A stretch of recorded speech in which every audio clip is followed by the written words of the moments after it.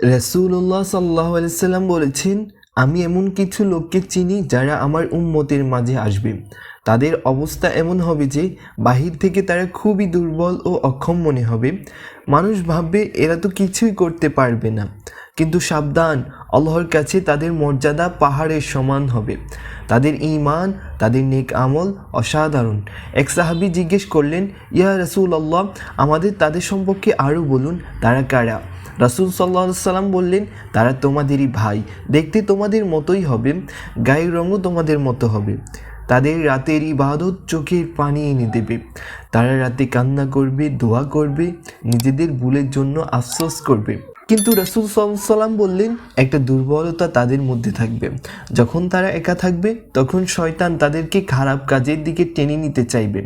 যে গুনাহ মানুষ লুকিয়ে করে সেই পরীক্ষায় তারা কষ্ট পাবে, তবু আল্লাহ তাদের প্রতি দয়া করবেন, কারণ তাদের অন্তরে থাকবে নিঃস্বার্থ ঈমান। আল্লাহ আমাদেরকে তাদের মতো বানিয়ে দিন, যারা গুনাহকে গুনাহ হিসেবে বুঝে, নিজেদের ভুলের জন্য লজ্জা পায় এবং আল্লাহর পথেই ফিরে আসে। আমার পূর্ণ আশা, আল্লাহ এমন মানুষদের জান্নাতে দাখিল করবেন যারা সত্যিই নিজেদের গুনাহ কমানোর চেষ্টা করে, কিন্তু যারা পাপের ব্যাপারে উদাসীন, যারা সতর্ক করা সত্ত্বেও মানতে চায় না, তাদের জন্য আমরা চিন্তিত।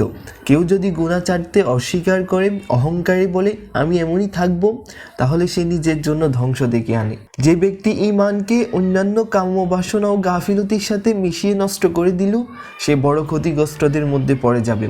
আর যে ব্যক্তি আল্লাহর দিকে ফিরে আসে, সামান্য আমল হলেও আল্লাহ তাকে জান্নাতের পথে নিয়ে যাবে। আমরা দোয়া করি, আল্লাহ আমাদেরকে নবী করিম সাল্লাল্লাহু আলাইহি সাল্লামের কথা বোঝার তৌফিক দান করুন, আমাদেরকে গুনাহ থেকে বাঁচার শক্তি দিন এবং কোনো গুনাহকে কখনো ছোট ভেবে না দেখার হিদায়াত দিন। মনে রেখো, গুনাহ কখনো স্থায়ী থাকে না, অহংকার শহর ধ্বংস করে দেয়। আর ছোট ছোট বৃষ্টির ফোঁটা যেমন সাগর তৈরি করে, ঠিক তেমনি ছোট ছোট গুনাহ জমে জমে বড় বড় বিপদের রূপ নেয়। বিশেষত যখন মানুষ একা হয়, নিজেদের ঘর, নিজেদের মোবাইল, নিজেদের প্রাইভেট সময়, এই সময়টাই সবচেয়ে বড় পরীক্ষা। ওই সময়ের গুনাহ এসে ঈমানকে খেয়ে ফেলে। যদি তোমার অন্তরে ঈমানের কম্পন অনুভব করো, যদি মনে হয় অন্তর ক্ষতবিক্ষত হয়ে যাচ্ছে, তবে বুঝে নাও আল্লাহ তোমার দিকে ফিরে আসতে ডাকছেন। তাই নিজের চোখ, নিজের জিহ্বা, নিজের আচরণ নিয়ন্ত্রণ করো।